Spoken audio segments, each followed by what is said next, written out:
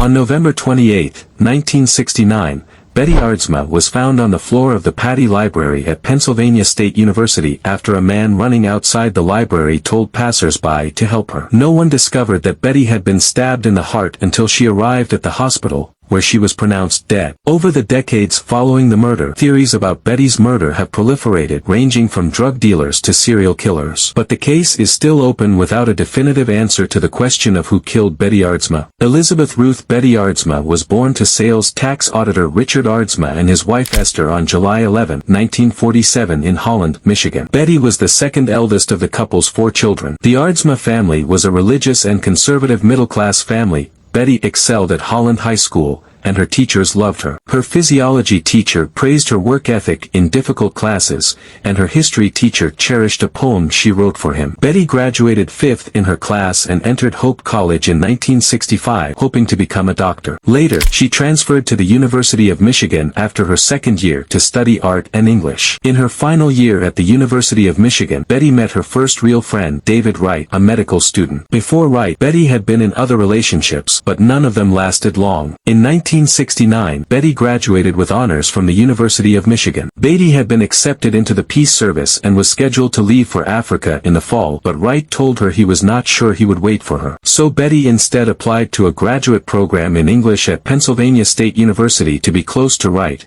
who was studying medicine at Penn Hershey. Betty decided not to come home for Thanksgiving, as Christmas break was starting on December 13. Instead, she spent the day before Thanksgiving with Wright and returned to Pennsylvania on Thanksgiving Day. Wright drove Betty to the bus station on Thanksgiving, and that was the last time he saw her. At around 4 p.m. on November 28, 1969, Betty spoke with one of her teachers, Nicholas Yukovsky, before heading to Patty's library. The library was unusually crowded on Friday, as students had not returned from Thanksgiving break. Betty went to the second level of the basic groups, grades 50 and 51, to retrieve a book. Dean Brungart, assistant collections supervisor at Patty Library, was checking out a book on the second level when she saw 2 men talking before they walked past Patty just after 4:30 p.m. 10 minutes later, Richard Allen was operating the photocopier when he heard a male and female talking in Betty's direction. Moments later, Allen heard a metal crash, and a man ran beside him. While Brungart was at a higher level, he heard the sound of books falling but did not investigate. Betty Aardsma was stabbed through her left breast,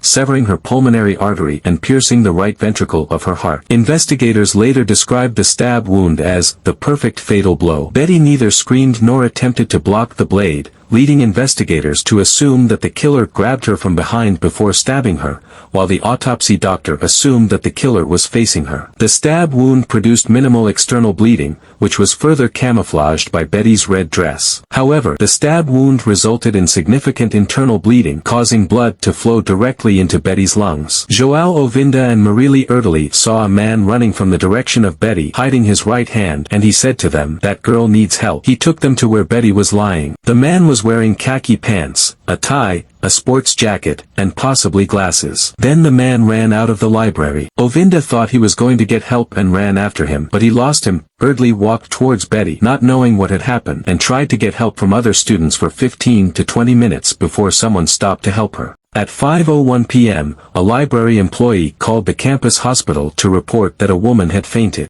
Because of the small amount of blood that was camouflaged by the red dress, bystanders and first responders had no idea that Betty had been stabbed.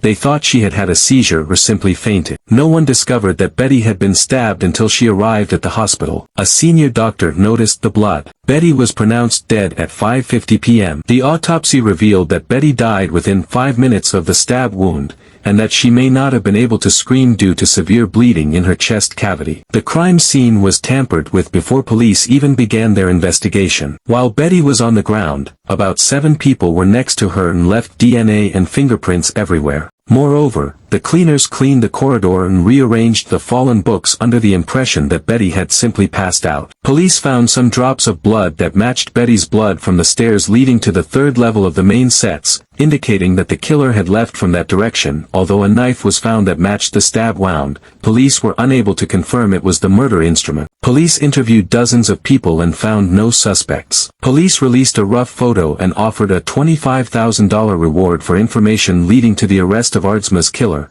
but to no avail. The investigation quickly went cold and all the police had were theories. Police believe Betty was killed by someone she knew, as she did not try to run or scream. Moreover, Betty's clothing that day aroused suspicion. Betty's friend, Linda Marsa, said Betty usually dressed casually and wouldn't dress up like that just to do research in the library. Many theories have emerged since Betty's murder. People assumed that Betty was killed because she witnessed a homosexual affair, a drug deal, or that she was killed by a professor or a serial killer. But I personally believe that Betty's friend, David Wright, who studies medicine, should have been the first suspect, because the perfect precise wound method indicates that the killer knew the location of the artery that would quickly bleed and take the victim's life. But the strange thing is that he was not a suspect. Never. But one name kept coming up as a suspect: Richard Hefner. Richard Hefner's name was first mentioned by Sharon Brandt, Betty's roommate. She suggested that the police interview him since he had visited their apartment more than once in the weeks leading up to the crime. At the time of the murder,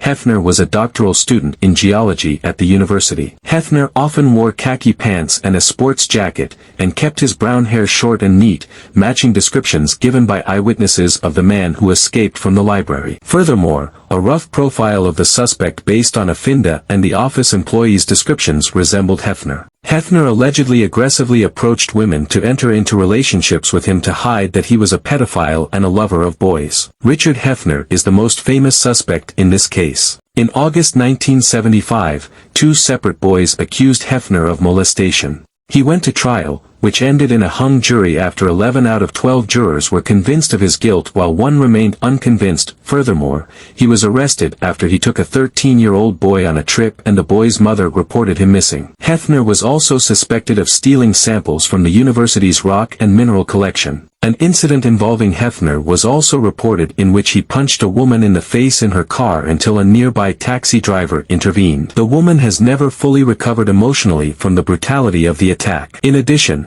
Hefner always carried a knife. When Hefner was questioned by police in early December 1969, he admitted that he knew Betty but claimed that she ended their friendship after a week because she wanted to remain loyal to David Wright. Hefner claimed that he was dining in the Student Union building when he first heard the rumors circulating about the crime. However, a few years later, Lauren Wright, who was not related to Petty's boyfriend, revealed that Hefner arrived at her house after 6 p.m. on the day of Petty's murder in a panicked state, and told her, "Did you hear? A girl I was dating was murdered in the library." But Wright refused to go to the police and share the story and remained friends with Hefner until his death. Hefner died in 2002 from a ruptured aorta, which led to bleeding in his lungs. More than 5 decades later, the identity of Betty's killer remains unknown. And here we have reached the end of the story. I hope you like it. Don't forget to like and subscribe.